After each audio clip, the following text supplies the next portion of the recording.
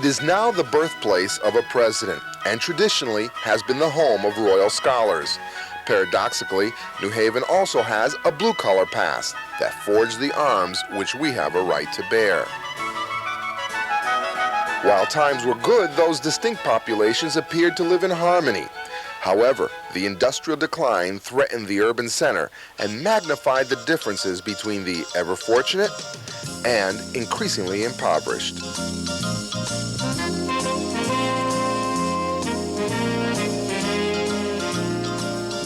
A poor city with a messy problem and a university with a neat and proper reputation had to find a way to coexist. New Haven and Yale were the oddest couple of all.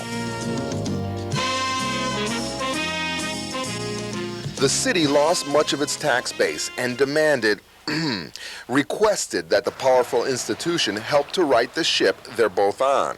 The city, on its own behalf, plans to take advantage of its strengths: location, culture, and urban setting. And if you listen to some of New Haven's spokesmen for just a moment, it doesn't take long to figure out they're expecting big things to happen. It is one of the hottest biotech areas, at least according to the Wall Street Journal and the New York Times, anywhere in the country. This is a tremendous source of brain power and intellectual capacity that we're trying to keep in the city and keep in the region for Connecticut. It is also the most active port between Boston and New York. Just this past year, over $1 billion were brought into New Haven alone by the biotechnology companies. Probably the largest school construction program in the country. This is going to be a huge engine of economic growth. The largest number of people to see the Metropolitan Opera in the open outside of Central Park. Fernandez says the most fortuitous city characteristic is its location.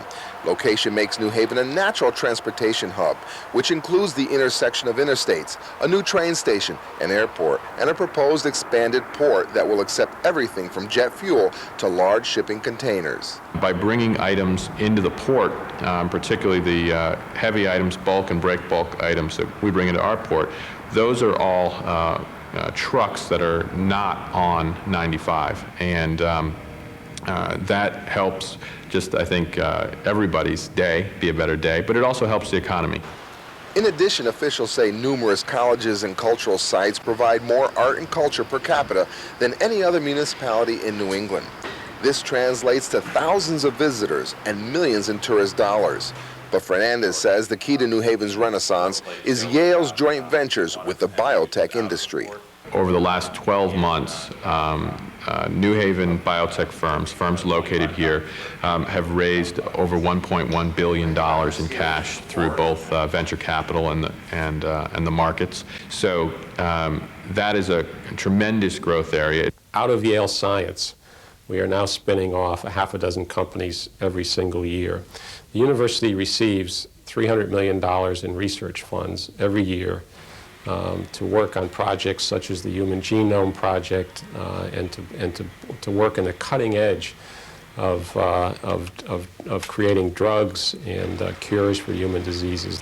One of those new companies is Achillean Pharmaceuticals.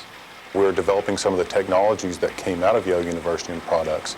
In addition to that, you want to be in an environment such that the local government is very interested in the development of your industry. And I can tell you the New Haven local government is very supportive of the high-tech, biotech, or the knowledge-based industry.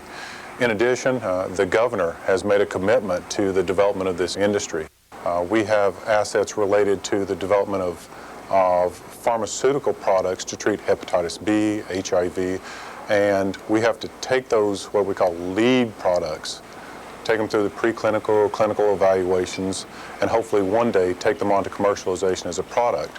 And there are now 15 of these companies in the New Haven area, many of them in New Haven itself, in the city of New Haven, that are creating jobs and paying taxes, and all of these virtually came out of Yale Science. There are at least 1,000 jobs attributed to these companies today, and they're growing.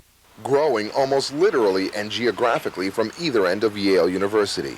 We have Science Park at one end, adjacent to our Arts and Faculty Science on Science Hill, and we have the medical complex in 300 George Street at the other end. And so we have biotech lab facilities now on a commercial basis that are near each one of those research pods at the university. And that's the locational advantage. That's why these biotech companies are staying in New Haven. The city of New Haven has provided multi-year tax abatements for these new biotech companies. The city feels they're worth the investment. You see, traditionally, the biotech industry experiences remarkable growth. And in the process, they feed the local economy with jobs, restaurant patronage, and rent payments. They also support numerous independent contractors in the area of research, information technology, and construction. The spin-offs go on and on. We pay the staff, and these are well-paid positions within the company. That goes then to pay for taxes, pay for homes in the area, so it provides all the living expenses of the individuals in the company. With 8,000 people living downtown, New Haven officials believe they can make up some of the expected tax revenue lost when Galleria, the Long Wharf Mall proposal, failed. They claim downtown retail support, parking expansion, residential construction, as well as neighborhood development will make up the difference. The most extensive community project, however, is the city's major school construction project. We are, in fact, rebuilding or building new every single building in our school system. So first and foremost, we're going to make sure that our children can go to school in premier facilities.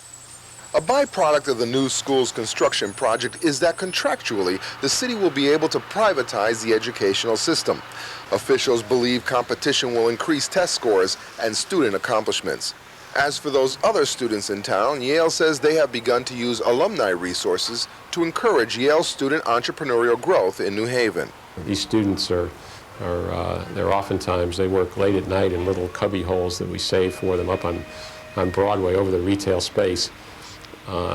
They're creating little startup companies. Some of these have actually gotten significant amounts of funding, and they're starting to stay in New Haven. Can New Haven and the university share a city? Connecticut's odd couple are learning to live together and to prosper from the relationship. A relationship now critical to the city's economic success.